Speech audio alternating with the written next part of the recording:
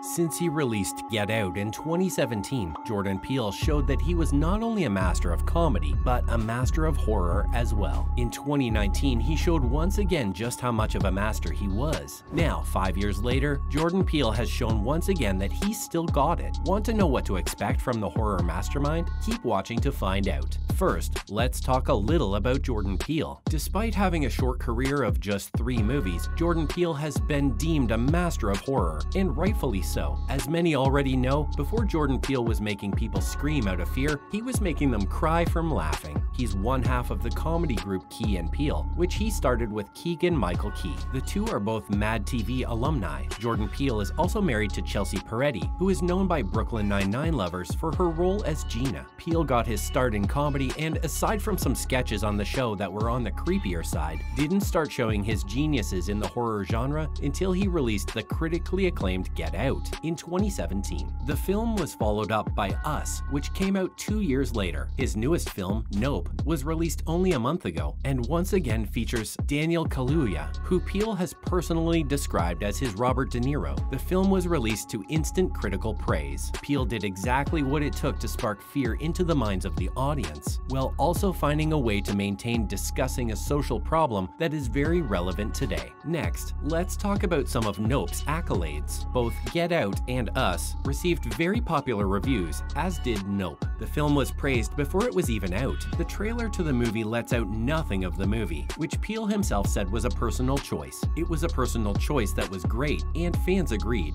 Going into the movie blind very much contributed to the greatness of the film. A new trailer came out for the movie after it hit $100 million at the box office. The new trailer was nothing like the one that came out before it. The new trailer was filled with spoilers for the movie. The show currently has a rating of 7.5 on IMDb and 82 on Rotten Tomatoes. The film has been on the front page of the popular movie reviewing site Letterboxd. On the site, the film currently has a rating of 4 out of 5 stars. The Independent said that the film was funny, weird as hell, and thrillingly original. The New York Times gave Nope a hell yes. They praised the film for its tenseness, its sharp jokes, and the film's overall weird atmosphere. If there's one thing that Peele is known and respected for, it's his weirdness. Now, let's talk about Jordan Peele's next film. Releasing 3 instant classics within the span of 5 years, Peele has shown that if there's one thing he'll do, it's keep going. He's also shown that he has no plans to stop, as he's already started talking about his next movie. Peele will be going in a different direction with this film. According to Peele, the next film will maintain the aspect of horror that he's made himself known for over the years, but it will also showcase his skills as a comedian. Fans of Key and Peele will be happy to know that this new movie will put Jordan Peele and Keegan-Michael Key on screen once again. While they will be on the screen, it won't be in a way that we've seen them before. His new film, which will be titled Wendell and Wild, will be a stop-motion dark fantasy horror film. It will be directed by Henry Selick, who co-wrote the film with Jordan Peele. It will also feature Angela Bassett, James Hong, and Ving Rhames. The film is set to be released to Netflix in September of 2022. This will be the first time Jordan Peele and Keegan-Michael Key have worked together since 2016's Keanu. Next, let's look at previous films. When Get Out was released in 2017 and completely took the world by storm, Jordan Peele reached out his hands and opened the world's eyes to the fact that he was a horror genius. 1 year before that, he showed the world what they'd already known, that he was a comedical mastermind. In 2016, arguably the greatest comedy duo of the 2010s, Key and Peele, came together after their show ended and released a movie titled Keanu. The film shows a pair of cousins who go on an incredibly hilarious adventure in an attempt to get back a kitten. 1 year later, Jordan Peele would take one of the wildest and greatest left turns in the history of movies. He released Get Out, a film about an African-American man who goes to his girlfriend's parents' home and realizes that things are not as sweet on the home front as he'd like them to be. After that came the bloody double invasion film Us. This film is about an underworld society full of every person on Earth, which is called the Tethered. After that came Nope,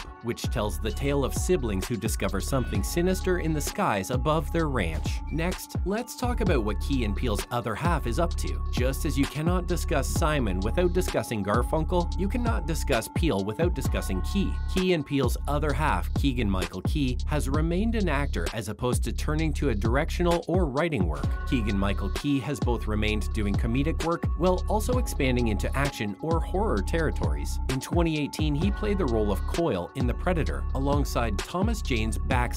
The film was not very loved by fans of the franchise, but Keegan-Michael Key was given praise for his performance as the twisted and hilarious character. Key was also the main character in the Apple TV series Schmigadoon. Alongside SNL's Cecily Strong, the two played Melissa and Josh, who are two backpackers in the 1940s who get trapped in a magic town filled with singing, a town that they cannot leave unless they discover true love. He is also going to play in the new, currently untitled Mario film. Some other films he's appeared in include The Bubble, Toy Story 4, Chip 'n Dale Rescue Rangers, Playing with Fire. He also has a cameo in Get Out, one that is ridiculously easy to look over. When rewatching the film, pay attention to some of the NCAA prospects in the Bing search. Next, let's talk about some of Jordan Peele's biggest inspirations. Every piece of work since the first piece of work is inspired by something else, and Jordan Peele's work, while some of the most original, is no exception. Peele has said many times that he has been very inspired by the work of John Carpenter, who he has credited as his favorite director. For this film, Peele took inspiration from another classic director.